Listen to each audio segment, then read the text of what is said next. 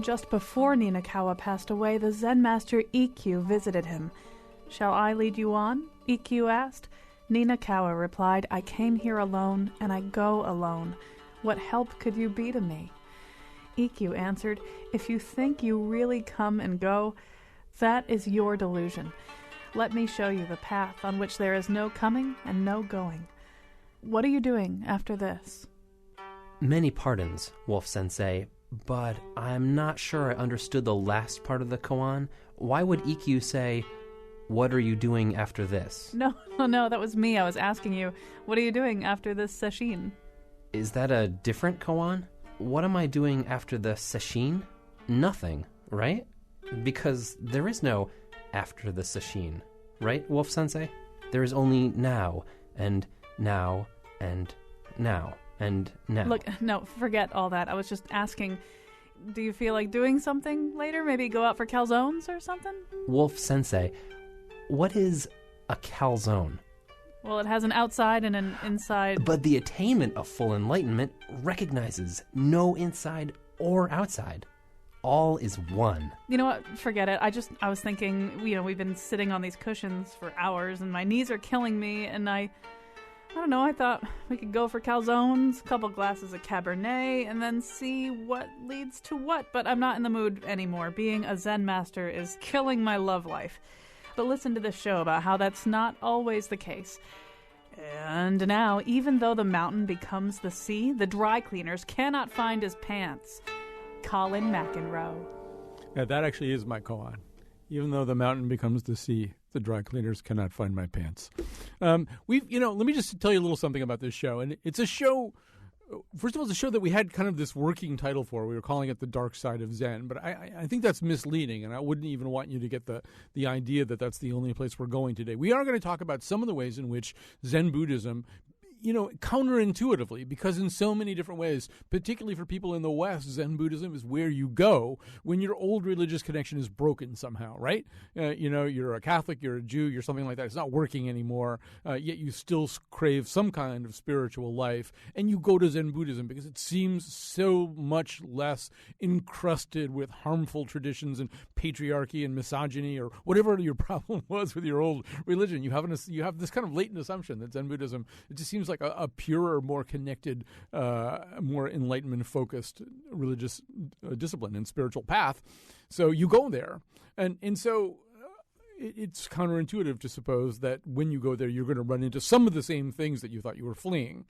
But that does happen sometimes, and we are going to talk about some of the times and some of the ways that it's happened, both in terms of, well, you're going to hear right at the beginning a conversation about a sex scandal that is not atypical, a sex scandal that is kind of, in fact, rather typical of sex scandals that have rocked Buddhist communities here in the West. We're also going to talk a little bit about the nature of, or the relationship between Buddhism and militarism in certain circumstances. The most prominent one would be before and during World War II. And in fact, our guest during that time is Dr. Brian Daizen Victoria, who is going to wake up at some ungodly hour in Kyoto, Japan, so he can talk to us about this.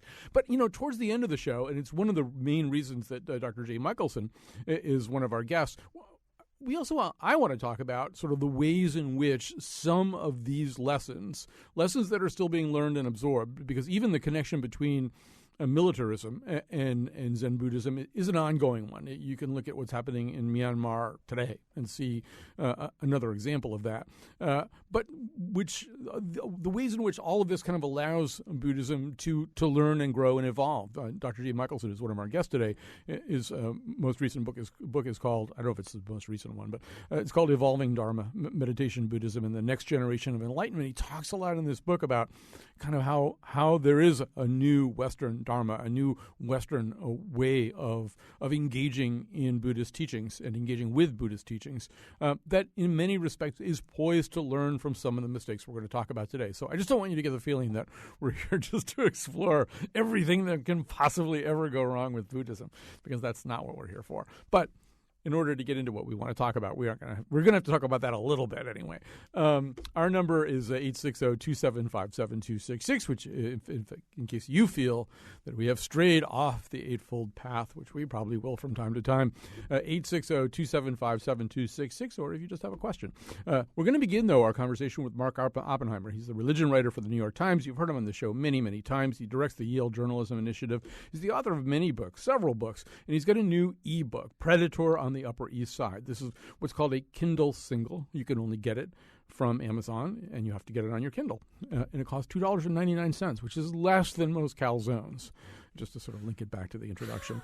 So I think I've properly introduced Mark Oppenheimer. So Mark Oppenheimer, this story that you tell in Predator on the Upper East Side is the story of one Zen community that really over decades absorbed and tried to deal with the sexual activities of its guru, of its primary teacher. But I'm sure you can do a much better job of nutshelling your own Kindle single than I'm doing. I will do my best. I should say, by the way, there's a Kindle app for all sorts of smartphones and tablets. You don't actually have to own a Kindle. And people should know that in general for Kindle singles. There's a lot of great long-form journalism that's being published by the Kindle market. Edo Shimano was born in Japan, came to Hawaii in the early 1960s. He was sponsored by a man named Robert Aiken, who had been a POW in a Japanese prisoner of war camp and had learned Zen Buddhism there and had come back to Hawaii where he was native and had started practicing Zen Buddhism. He then sponsored this monk whom he'd heard good things about to come over in, I think it was 1962.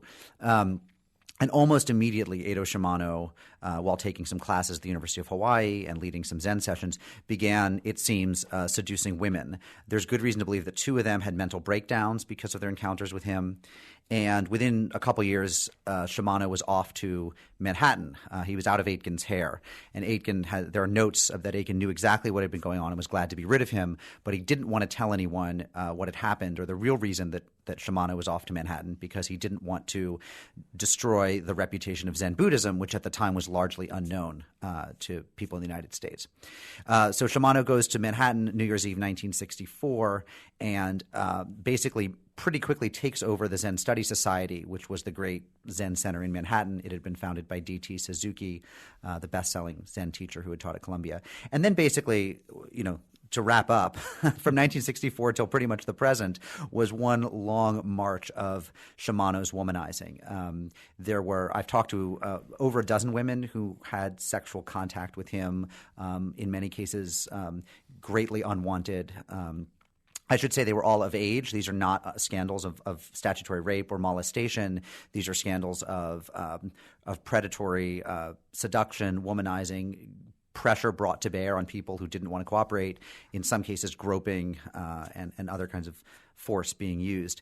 And this was an open secret in the elite world of Upper East Side and Manhattan and Brooklyn Zen Buddhist studies. Absolutely open secret. It was well known, but he wasn't fired until 2010. So my ebook, The Zen Predator of the Upper East Side, explores how that could possibly be. Yes, and in fact, in that sense, I mean, it mirrors a lot of other stories that we've been told. That there are, although as you say, everybody that we talk about here is of age, and everybody is. People are at different levels of consent, right? But it mirrors some of the stories about the Roman Catholic Church, at least in the sense that there's a lot of buck passing, and there's a lot of looking the other way. There's a lot of kind of hoping somebody else will deal with this, or just deciding that the damage to the institution, damage to the school of thought, to the spiritual practice, will exceed the benefit of actually dealing with this problem, and therefore people decide just to move forward. And there's something especially nefarious in the fact that here you have a Japanese tradition which is highly patriarchal in Japan, where the Zen teachers historically are men and the monasteries are all male, not in every case but largely. And it's brought to the United States, it's brought to the West, where a lot of women get involved thinking we're going to make it a more egalitarian place. Then they end up being preyed on, kind of emotionally tortured in some cases by this man. And then they have a dilemma, which is that if they – and there are these horribly sort of painful, heart-wrenching notes that you find in letters where the women say, if I spill the beans on him, I will drive women farther away from Zen and it will be even more patriarchal. So in other words, they feel that if they stand up for themselves and rat him out, that they will actually be reinscribing the all-male nature of it because women will stay away. So they basically stay silent to allow women to keep coming to practice, and then these women end up victims as well. So it's truly pathological and very sad. Let's add to this conversation Jay Michelson, who does see this thing a slightly different way in some cases. And I should say that Mark Oppenheimer was the one who really insisted that Jay Michelson be here. Jay Michelson is, I think I said, associate editor of Religion Dispatches, and the author of 5 books, most recently Evolving Dharma, Meditation, Buddhism, and the Next Generation of Enlightenment. He's a practicing Buddhist. And Jay Michelson, reading your book, Evolving Dharma, I get to a certain point in the book, and it's almost like, hey, Oppenheimer, tell me something that I don't know.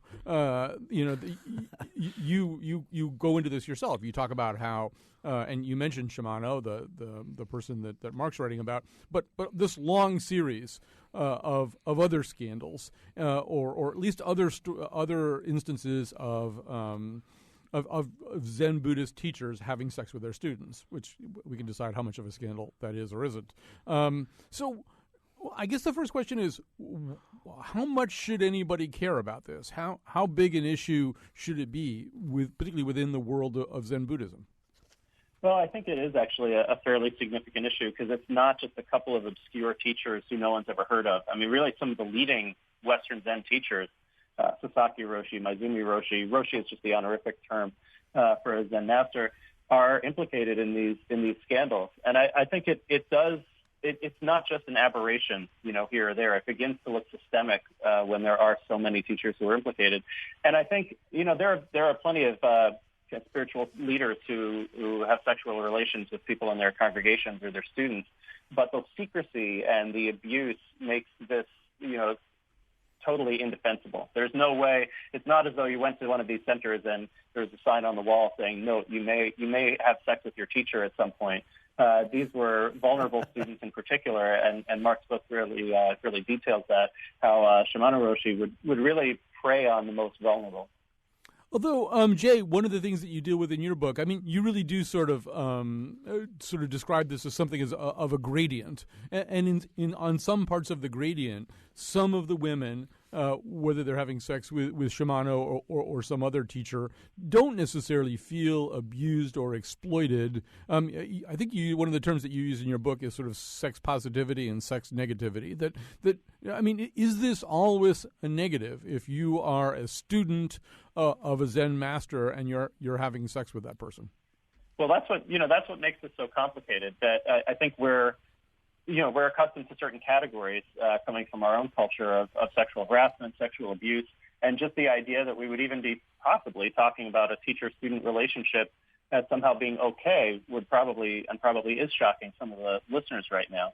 But it is exactly as you've described. A lot of the women who've had these relationships not only don't feel abused, but they feel like it was a positive part of their teacher-student relationship. Some of those women went on to become teachers themselves. So there's a broad diversity of responses. As Mark said, some of the women who Edo Shimano Roshi had affairs with regarded it as abuse and felt that they were coerced. And others had a very different reaction. So it unfortunately is not, it doesn't fit really the neat categories, I think, that we're used to from kind of traditional Western contexts, which have different notions about what the appropriate boundaries are between teacher and student. Well, although, go ahead, Colin, if I may, that's true. I mean, Jay's absolutely right, and he's very good on this subject in Evolving Dharma and in his work generally. However, there's sort of two ways to look at this. One is from the point of view of the teachers, and if you're talking about someone like Sasaki Roshi in Los Angeles or Shimano Roshi in Manhattan, people who, some have argued had dozens, and we don't have proof of dozens and dozens, but, let's assume a Zen master has had sex with dozens of women. Inevitably, some of them won't feel exploited, right? I mean, you're talking about so many women in some of these cases that for some of them, it will be a sex-positive experience, and it may be a Buddhism and spirituality-positive experience. And I didn't find any of those in the case of Shimano Roshi, but I found them along a whole sort of continuum of levels of comfort with what had happened.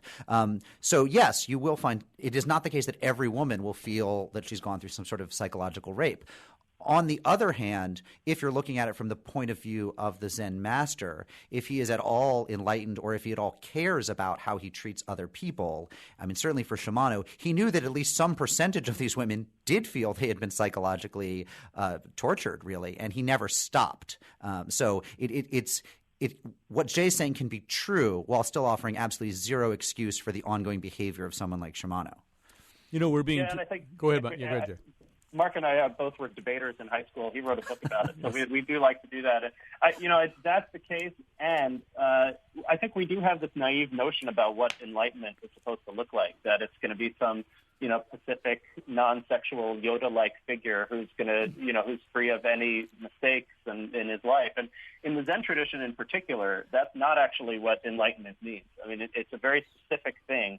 What enlightenment is. It has to do with a sort of intuitive grasp of some of the fundamental nature of reality. And that doesn't mean that you're going to be good at racing cars or good at interpersonal relations or good at doing radio interviews. It's one particular kind of human development that they focus on in that tradition.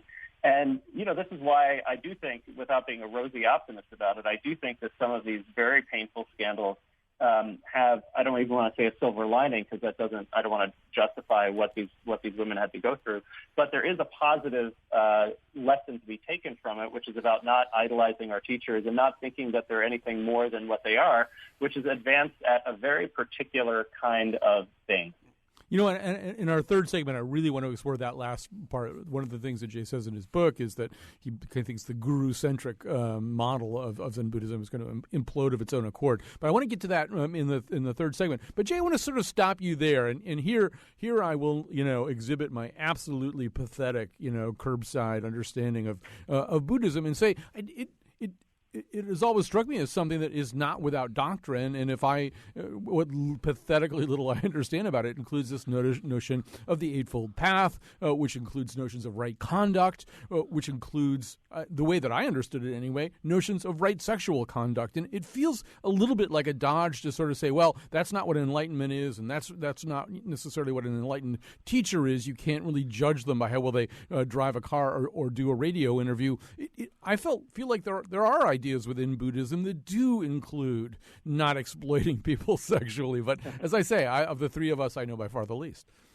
No, you're absolutely right. I mean, within Buddhism's a big thing, right? And there are many, many different strands of Buddhism and kinds, and it's not a coincidence that we're only talking about Zen Buddhism here, which comes from a very particular and patriarchal Japanese tradition.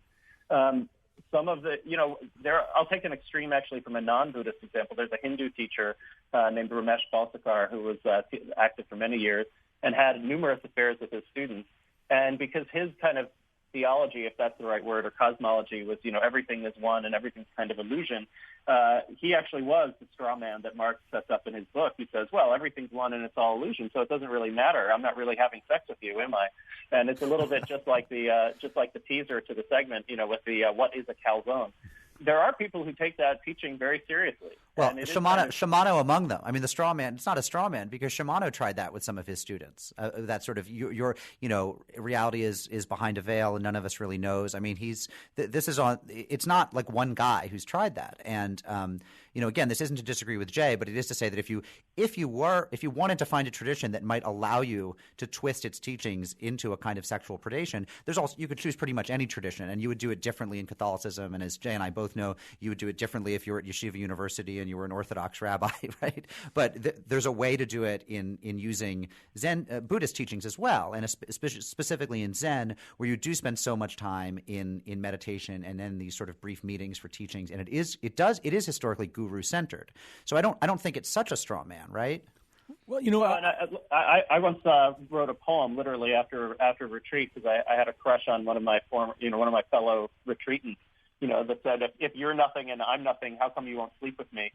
And, fortunately, I wasn't in a position of power, right? I was just another student writing kind of a love letter that I never sent. But it is the case that the notion that everything is either illusion or one or emptiness that is a notion that can be really abused. And I think that's why you find in almost every tradition, including Zen Buddhism, a lot of rules that are meant to sit around that.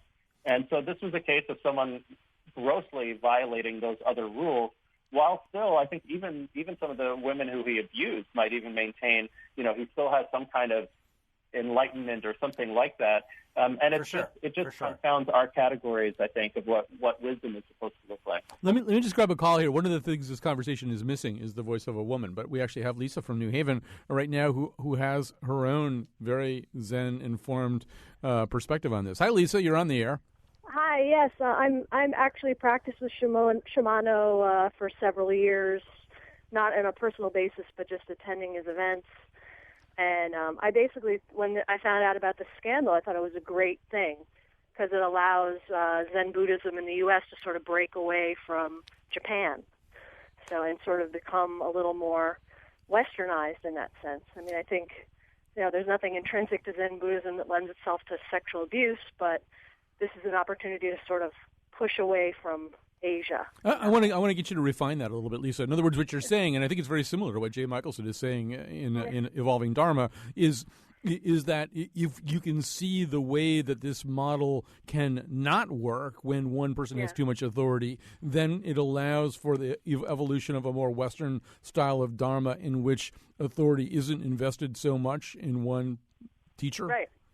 Yeah, exactly. And I think, it was a bad combination of these Japanese teachers coming from almost a medieval system, many of them in the 1960s moving to the U.S., and there's this total clash of free will and free love and guys who've been locked up in monasteries for decades. So I think, now we can sort of move beyond that sort of embryonic stage and really make Zen our own. Mark Oppenheimer, I'm going to swing this back to you for a second. This is something you explore a lot in your Kindle single, Predator on the Upper East Side, which is that, I'm getting a tweet right now, by the way, we're tweeting or being tweeted at WNPR Colin. I'm getting a tweet from Hanging Hills that says Western institutionalization of pretty much anything tends to lead to abuse and corruption within it. So that's one take that people with a cursory knowledge of this story might have, that, you take something that's really pure in Japan, you bring it over to the West, you introduce a lot of other things to it, and before you know it, you've got Jimmy Swaggart Roshi.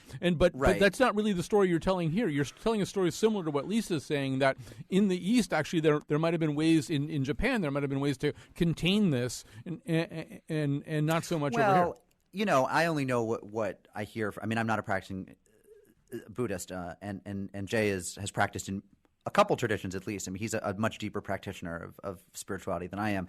But as a journalist, what I hear from people is actually that's just an idealization of Japan, that in fact the Japanese system has its own corruptions, has its own pathologies. They were somewhat better at containing this particular kind of disruption because the monasteries tended to be sex segregated, again with some exceptions. And there was also a tradition that the monks and priests and abbots could go over the next hill and visit a prostitute if they wanted, or could take a mistress. So there were systems in place. Jay makes the point in a piece he wrote at the Daily Beast that one analogy might be the Japanese business person, the businessman in Japan, who we know there's a kind of different sort of cultural don't ask, don't tell that applies in some middle-class Japanese, business communities than would be accepted here in the United States. But I don't think it's like, it comes to the West and then it gets corrupted. A better point to make might be that a lot of these teachers came over from Japan in the 1960s and walked right into sexual liberation America. If there was ever a time when you could get away with this sort of thing and could find willing partners of both sexes, it would have been the late 60s into the 70s, and that's exactly when they were building their sanghas. And so Jay Michelson, this is sort of what Mark's kind of describing. It's sort of like you have somebody like Shimano coming out of System A in Japan, entering System B, a much more democratized and heterogenized Buddhist environment in America, and maybe exploiting it, maybe not handling it too well, maybe taking advantage of that democratization to sort of to partner up with a lot of different women. And what you're sort of arguing for is System C, a third way that somehow are there steps past this particular moment. Yeah, I think we're in that awkward in-between stage. Everybody, both Lisa on the phone and also thank you, Colin, for naming the lack of gender diversity in the conversation up until that point. Both Lisa on the phone and Mark are correct. There's idealized vision of, Japan, as I mentioned before, that, everything was good over there and then it came over here and then that became a problem. That's not right. There are all kinds of really horrible stories. We'll talk about militarism later on, but also around sexual abuse. And there were institutionalized forms of appropriate sexual activity, both heterosexual and homosexual, incidentally, some of which we might think are okay and some of which we would see as very exploitative, that were in place. And then it's right. You bring someone from a traditional context like that into the middle of the sexual revolution. And you see that today, when I go traveling in traditional non-Western societies with female friends who might walk around in a tank top, and that would be fine, not known about an eyelash on the streets of New York, but that's seen as an invitation to sexual advances in some cultures, just because they're simply not used to that level of that kind of dress or that kind of appearance. So, right, we're in this in-between stage where hopefully what Lisa talked about, the caller talked about a minute ago, we can kind of get over this fetishization of the exotic Oriental teacher or something like that, and see both Western and Eastern teachers as human beings who may have something to offer but are no more and no less than that. All right, we're going to grab a quick break here. We're going to come back to all of this. We're going to come back to the whole idea of Western Dharma and maybe even how it gets past this moment where there really have been kind of a profusion of stories of this kind, stories in which esteemed Zen teachers took advantage of that position sexually. But we also want to look at sort of another phase. Jay just alluded to it, this sort of whole question of militarism. We're going to take a quick break. We're going to come back to that with Brian Victoria. The girls come in droves and they land at your feet. No need to spend money like those other guys. Zen boyfriend, the Buddha's on your side. All right. As I said, I should say a couple of things. Again, one of them is that we are looking a little bit, spending a little bit of time in some of these segments today, looking at some of the darker moments of Buddhism. But we're not here to besmirch Buddhism in that way, and we will be spending quite a bit of time towards the end talking about ways in which Buddhism evolves beyond these troubling moments. But when this idea was first suggested by Mark Oppenheimer as a result of the book, the new ebook he's got out, this Kindle single, Predator on the Upper East Side. One of my first thoughts was what I understood as an admittedly mediocre history student in college, which was that that during and before the outbreak of World War II, the leaders of the cabinet in Japan and the military regime identified very heavily with Zen and infused their own actions with a lot of Zen precepts. That's about exactly how much I knew. I knew that it was also necessary to loosen the grip of Zen in order to even achieve a peace cabinet and try to end the war in some way. I knew those things, but I guess I didn't know about the work of our next guest, Dr. Brian Zen Victoria. I envy Dr. Victoria because he is a visiting fellow at the International Research Center for Japanese Studies in Kyoto, Japan, which is one of the most beautiful and wonderful cities in the world. I don't envy him because I think he's up right now at some ungodly hour of the morning. I'm not sure. What time is it there? 5 a.m. To be exact. Okay, so it's a terrible time to be awake. Your work, especially your books Zen at War and Zen War Stories, and right now you're writing a book on Zen terrorism in 1930s Japan, these sort of completed the circle in a way that I didn't know about. One of the things that you studied and wrote about, that you researched and wrote about, was the role that actual Japanese teachers, Japanese Zen teachers who were heads of the most prestigious schools of Japanese Zen Buddhism, kind of made Zen doctrine available for militaristic thinking. And I'll let you pick up the story and tell it your own way. Okay, well, thank you for the invitation to be on. You've had a wonderful conversation so far, and so let's see if we can keep at it, except right. that we don't have much time, so okay. I'll try to be as short as possible. But when my book first came out in Zen at War, came out in 1997, there was an American Zen priest by the name of Josh Baran who was really shocked by it. And he came to Japan, and he interviewed one of the leading Zen masters here. And he asked him, did what Brian Victoria write? Did that really happen? Did people really say these things? And the Zen master said, well, we Japanese don't like to talk about it and so forth. And he said, well, but was it true? And he said, well, they didn't really say, they didn't really go as far as Brian was writing. He said, well, what did they do? And he said, you've got to understand that for we Zen priests, our relationship with our master is more important than our relationship with the Buddha or with his teachings. And therefore, we Japanese Zen priests are never going to criticize our masters. Well, and I think that's one of the main problems that we're dealing with here, whether we're talking about the so-called sexual scandals or militarism, and then you've already alluded to it earlier in the program, and that's basically guru worship in which the master can do no wrong, and therefore whatever he says, and there are a few but mostly whatever he says goes. I know of one master who told his female disciples to disrobe in order to prove that they weren't attached to anything, including their clothing. So when it goes that far, I think we've got a real problem, and I think it's not really a question of, something's happened to Zen, something bad or maybe even something good has happened to Zen when it came to the West, that these problems are here in Japan, and they've just been transferred in a different way when they've been introduced to the West.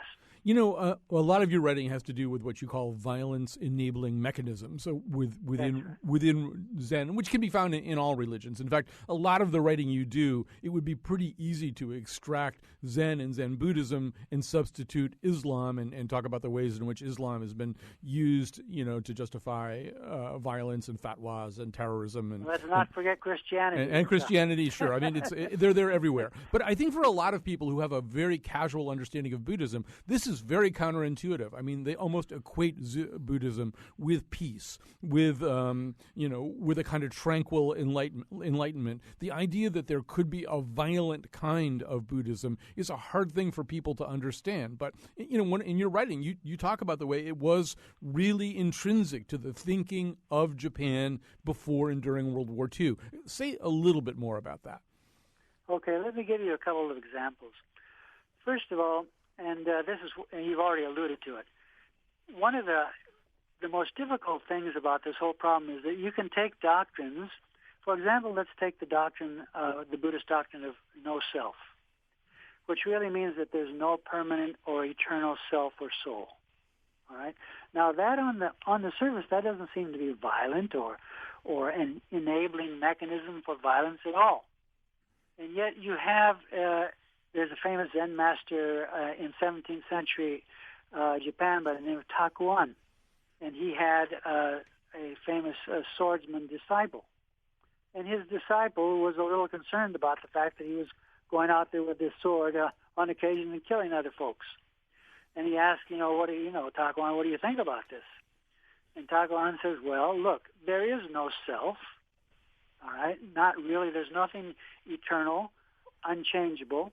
And so this is an exact quote. He said to him, the one who kills is empty, his sword is empty, and the one who is attacked is empty too. Thus, the one who attacks is not a person, and the sword that strikes, let me see here. Hold on just a second. The sword that strikes is not a sword, for the one who is attacked is just like cleaving in a lightning flash the breeze blowing in the spring sky. So here we have, because there's no permanent soul, because ultimately from that point of view we are empty, then when you kill another person or you are killed by that person, nothing's really changed because the emptiness remains. Now, you move that to World War II, and you have, for example, here is a quote from a Lieutenant Colonel Sugimoto Goro, who was a god of war and was a very dedicated Zen practitioner, and this is what he wrote. He says the reason that Zen is important for soldiers is that all Japanese, especially soldiers, must live in the spirit of the unity of sovereign and subjects, eliminating their ego and getting rid of their self. It is exactly the awakening to the emptiness of Zen that is the fundamental spirit of the unity of sovereign and subjects. Through my practice of Zen, I'm able to get rid of my ego. And facilitating the accomplishment of this, Zen becomes, as it is, the true spirit of the imperial military.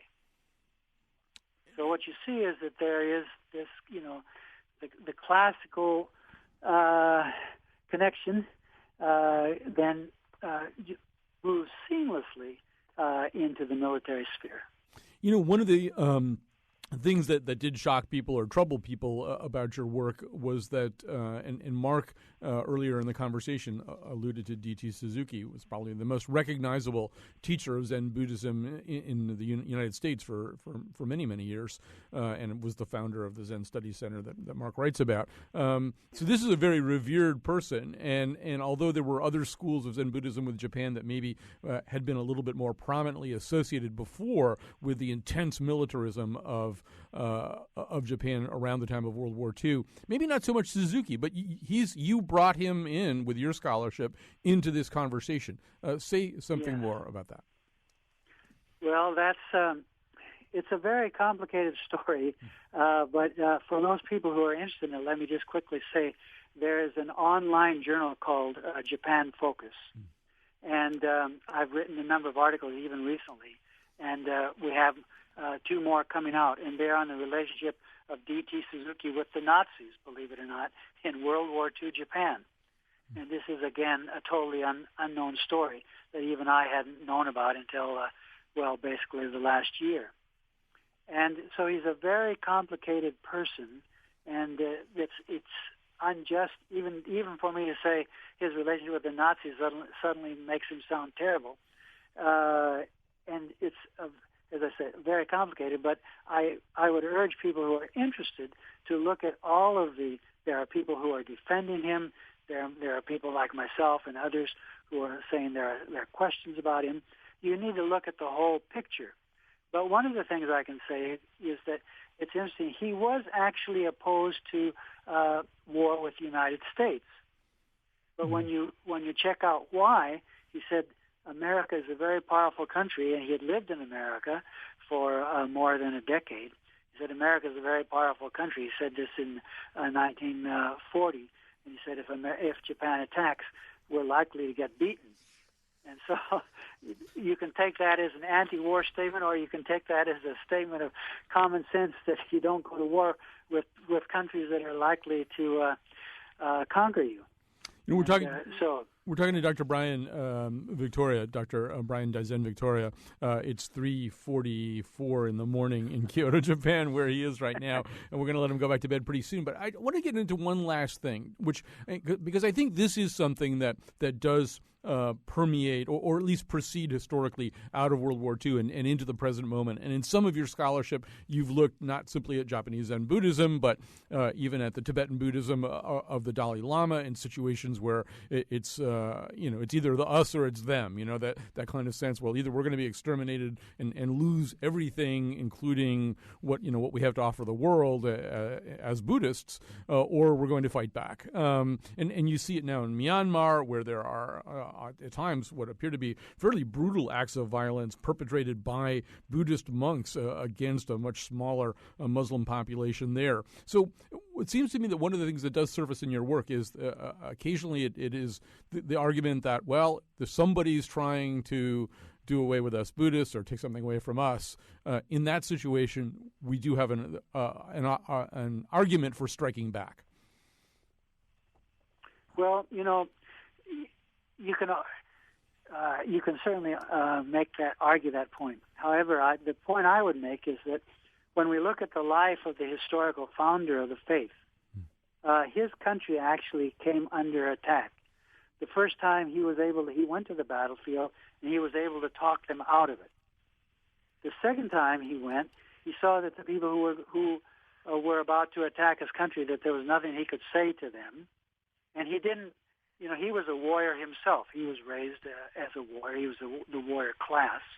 But he didn't, bring his followers and turn them into soldiers. He stepped aside, and his own country was destroyed. It was the city-state. Well, let's not call it a country. The city-state was destroyed. And I think that's a pretty powerful statement that at the end of the day, when push comes to shove, that at least the founder of the faith refused to take up arms, even to defend his own city-state. All right, Dr. Brian Dyson, Victoria, we're going to let you go back to bed or settle in to watch the sunrise in Kyoto, whichever you choose to do. Thank you so much for joining us. We are going to move ahead to a break. When we come back, we will talk about sort of what gets learned, what gets absorbed from some of these stories that we're talking about, and what is the bright new third way of Western Dharma. If you see the Buddha on the road, you must kill him. If you see the Buddha on the road, you must kill him. He's no guide and he's no God. Even blind, he's no guide dog. You must kill him.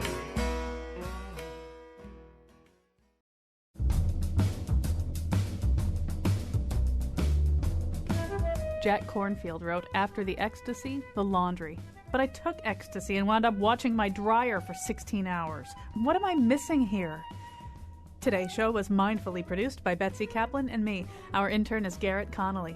The part of Bill Curry was played by Leonard Cohen. For photos, links, articles, and videos of the Faith Middleton Show staff sitting with their heads shaved and chanting for 30 minutes about molecular gastronomy, visit our website, WNPR.org. Greg Hill tweets for us at WNPR Colin and appeared in the intro. Tomorrow, a show about Norman Rockwell with writer Deborah Solomon. And now, back to Colin. Yeah, somehow or other I'm going to have to put down all these Zen Buddhism books and pick up the Norman Rockwell book, and it'll be quite a He gear was a shift. Zen Buddhist. Well, good, No, I'm good. kidding.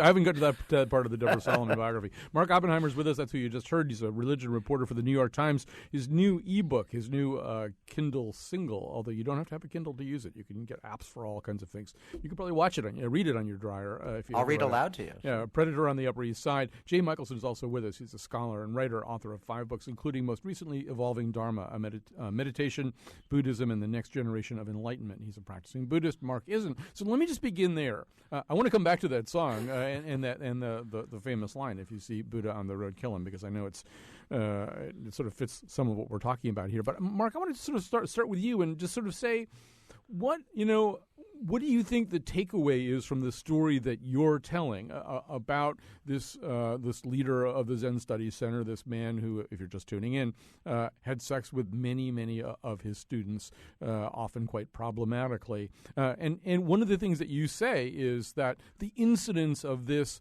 within at least American Buddhism, the percentage, if you sort of try to run the numbers on this any way that the numbers can possibly run, it looks as though this happens within this world, within this community, more often than it happens in other places. Is that part of the takeaway? We're talking about a small sample size, but it is interesting to note that of the maybe 3 to 4 dozen leading Zen centers in the United States, about a quarter of them have had a major leader who has had sexual scandal, not just sex with a student, but in a way that proved scandalous when it came out. So that's worth noting. The takeaways, I think, would be 2. One is that people should not idealize any tradition, religious, philosophical, spiritual, whatever. If you're looking for the best people, they're scattered among traditions and in no traditions and in secularism, right? But it's not the case that if you go to the Friends Meeting House that the Quakers will all be the best people, or the Unitarians or the Buddhists or the yoga practitioners. There are bad people everywhere. And then the second takeaway would be that there is a specific kind of silence that obtained in this sort of guru-centered model where nobody seemed able to dethrone him because they just couldn't see what their community would be like without him. And so the women were dismissed and mistreated, and some of the women kind of dismissed and mistreated their own voices as well. Jay Michelson, listening to this and reading Mark's book, I mean, one of the parallels that I made immediately, I spent a lot of time pretty intensely involved in the world of yoga, and obviously yoga has almost exact parallel scandals, whether it's John Friend or Rodney Yee or Amrit Desai, who founded Kripalu, or Swami Muktananda, even Bikram Chaudhry, although his is still kind of at the level of complaint. We don't know what kind of case that is. But there are really, really similar scandals. And one of the other things that one of the other parallels is that these traditions both are understood to be best practiced in conjunction with, in the presence of a really good teacher.